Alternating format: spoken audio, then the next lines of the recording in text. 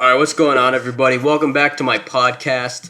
I would like to talk about an up-and-coming star in the Democratic Party, and that is Robert F. Kennedy Jr. Yes, the son of the great RFK.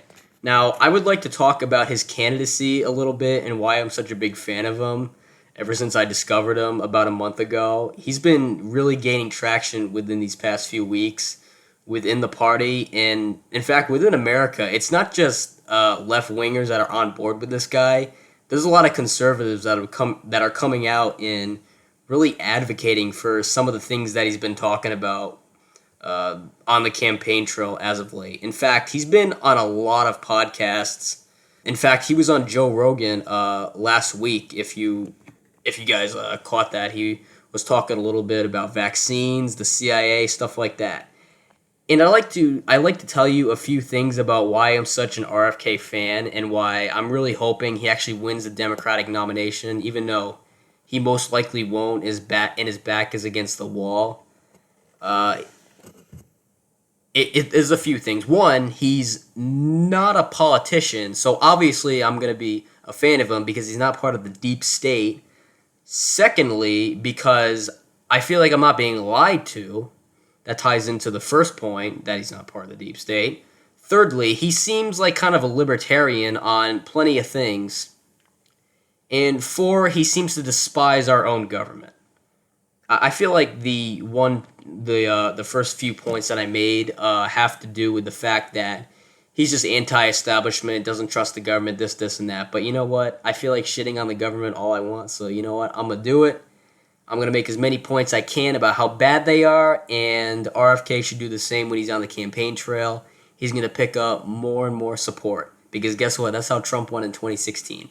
So, as you guys are aware of, I probably don't need to tell you, but the CIA almost certainly killed JFK, and they probably killed RFK too.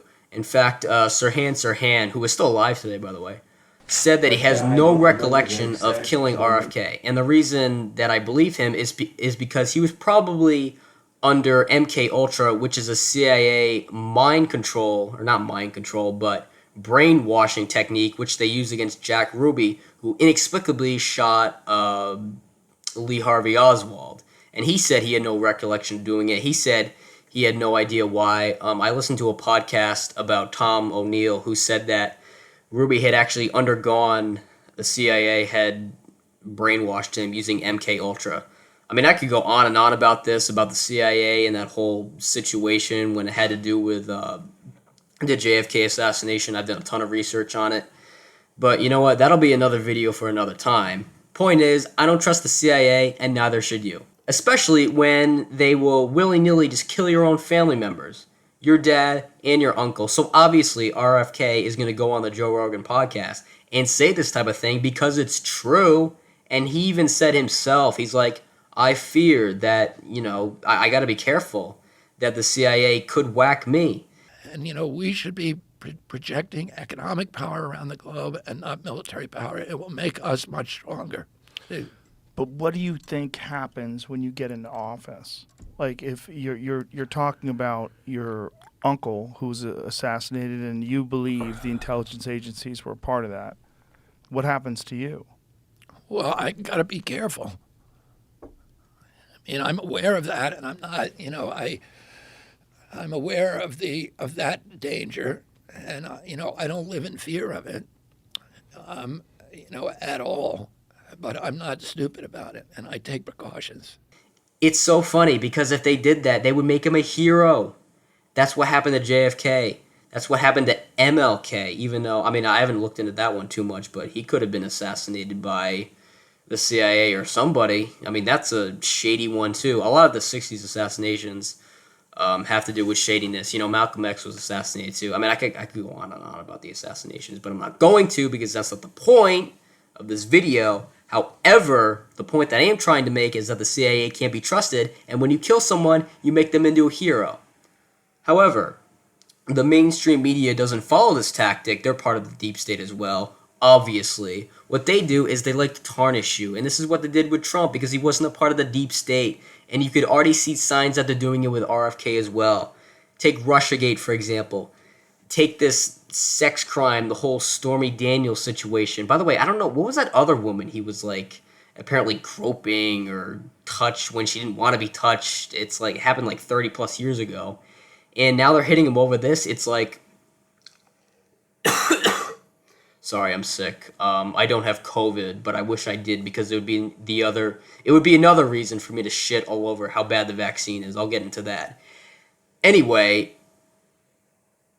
I just lost my train of thought.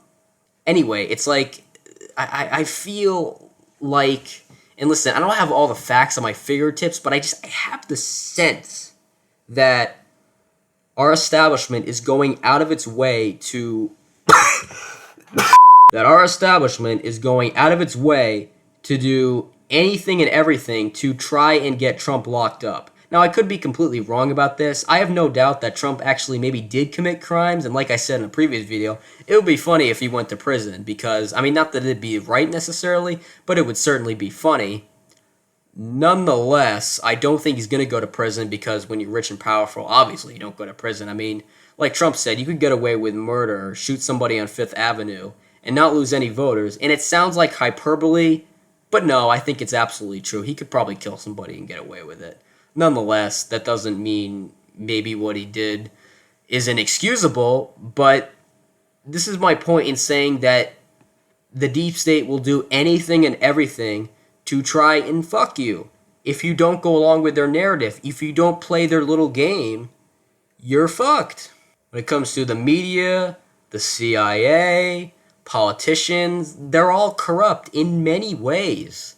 And RFK's not going to go along with this. Trump's obviously not, because people are going after him right now. And when it comes to RFK, you already see he's being censored. Right now, the media is trying to ignore him, and every time they bring him up or have him on, they're like, oh my God, can you believe what he said about vaccines? The CIA, they didn't kill Kennedy. It was obviously Lee Harvey Oswald. Everybody knows this. This is just a fact. I can't believe, oh my God. Whoa, he said that. Are you guys really shocked by this? Oh my God. They're just pushing an agenda, and wanting to get attention, so on and so forth. But when it comes to vaccines, I think RFK also said something interesting about vaccines, because when I first heard him say this, I'm like, I don't know, the COVID vaccine seems to have worked out pretty well, and COVID has really died down. However, that's not the case because, now I haven't read his book on vaccines. I would like to read it, but based on what I've heard so far, and especially when I've done some digging into the COVID vaccine, it seems that there have been a lot of lies surrounding it. For example, where it came from, when the research was actually, the gain-of-function research, when people actually figured it out, what they were doing to it, how effective it is, what its purpose is, so on. I mean, there's a lot of questions with it. And, we still have COVID floating around. And there's been, certain individuals in government that have lied to us many times. And so that's another thing we need to doubt about. And by the way, I'll say up front right now that I think the government did the wrong thing by shutting down during COVID.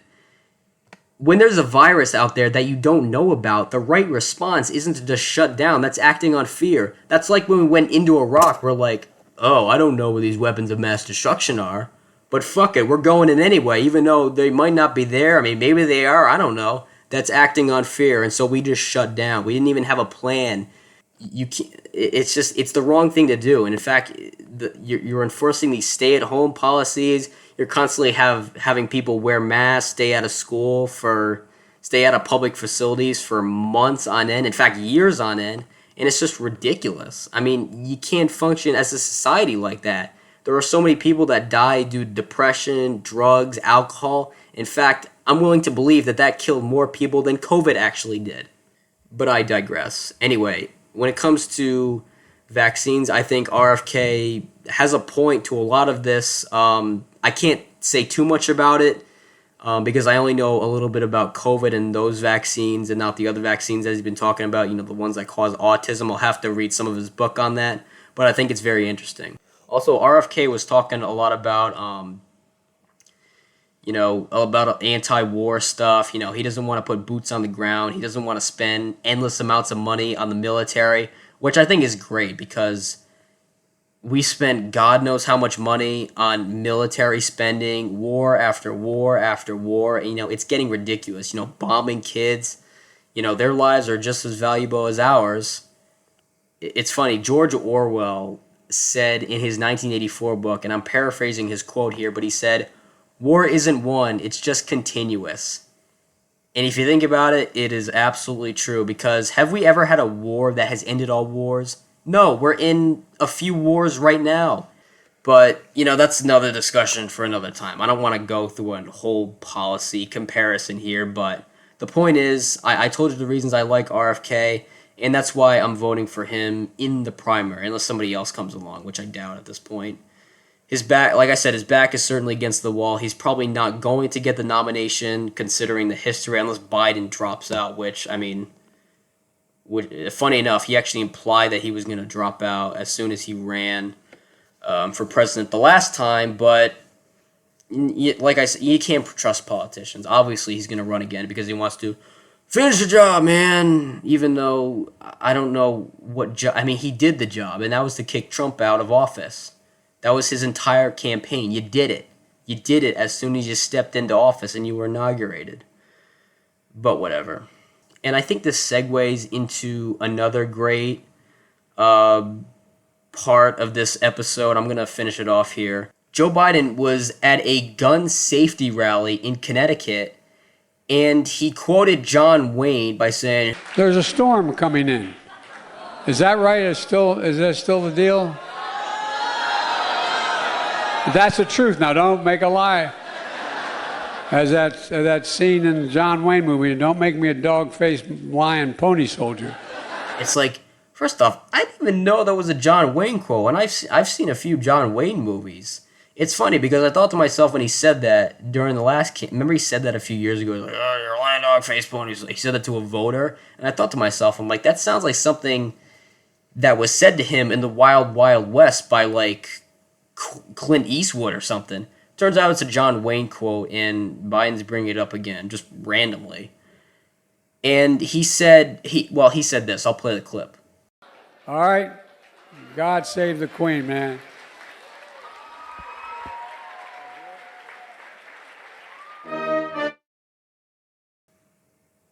God save the Queen? What? What are you talking about, dude? It's so funny because I said this about Trump as soon as he left office. I'm like, I miss this guy with all the tweeting, the nuttiness. It's like, I kind of miss it, even though it's not that good for the country. This ain't good for the country either. But if he leaves, I'm gonna miss it. I'm gonna miss the bumbling, stumbling, mumblingness, him not knowing where he's going, shaking hands with air, talking to ghosts, stumbling around all over the place. And I think it's a good thing because no matter what, even if you have a president that does ridiculous things like that and then they leave, there will always be another in place that does something of that nature as well. And that's the beauty of politics as we stand today. Anyway, I hope you guys enjoyed this video. I'll be sure to upload some more videos like this. I enjoy doing this sort of thing. Thank you for watching, and I'll see you later.